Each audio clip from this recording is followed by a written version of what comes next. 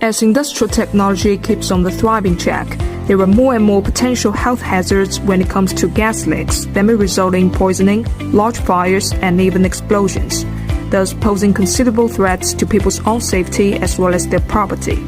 Given that, individuals are becoming better aware of enhancing their safety by purchasing some inexpensive gas leak detectors to check their gas connections around their home or job site.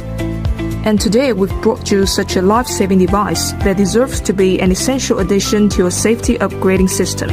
This is a fixed gas detector that can alert you to combustible and toxic gas leaks, and we'll show you in this video how it works. Before we put it to the test, let's first take a look at what we've got in the box. Right inside here we have a user menu and a QC card. And we also have a remote control here. And then you meet our formidable guy. Now this is the Flammable gas leak detector, and this model is a wall-mounted type. We also have other mounting types available for piping installation and venting installation. This device consists of a Y inlet for power and signal connection, a digital LCD display, LED flashing light and siren combined alarm, a sampling inlet port, an air chamber, and the internal PCB shielded by the rigid aluminum housing. So following that, we're going to demonstrate to you the internal circuit and terminal arrangement. Let's first remove the metal cover. Then remove the LED screen on the top. Then let's take a closer look at the PCB. To make it more easier for you to understand, a circuit diagram has been provided alongside, so this will be better. As shown in the diagram, this detector is driven by 24-volt DC power supply, and it comes with 3 kinds of signal output, including 4 to 20 mA, RS485, and low relay output. Other electrical components include motherboard port, sensor port, and alarm output. So after figuring out connection details, it's time for us to get this thing hooked up.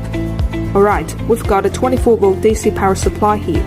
As the label suggests here, the yellow wire goes from the positive and is to be connected to the power input terminal on the PCB. As opposed to that, the white lead wire that extends from the negative pole is used as the ground wire. And this is what it's like when the connection is complete. Alright, let's put back in place the LCD screen and secure the manual shell. Now that the instrument is conducted, let's do some testing. We're gonna bring in some butane to the gas sampling port, and we're going to see, once we start getting closer to it, whether it'll detect the gas. Yep, it does start picking up something as we get closer to it. It's steadily climbing now, and at some point it instantly jumps to an extra high level and sets off the visual and audible alarm. To be honest, the siren sound warning is quite loud. So the measurement range for this model is topped at 100, and as the gas dissipates, it starts going down, although it still detects the flammable gas right there. And as it goes down below the alarm limit, the alarm turns off.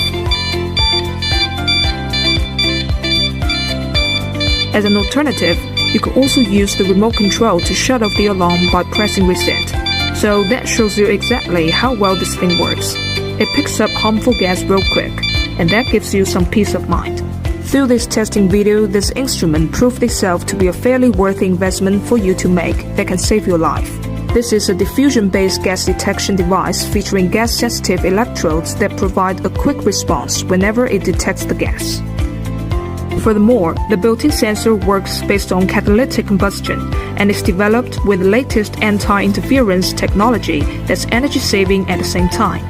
The IP65 protection grade means the device is durable and long-lasting, enhanced by a tough metal housing and high-quality craftsmanship.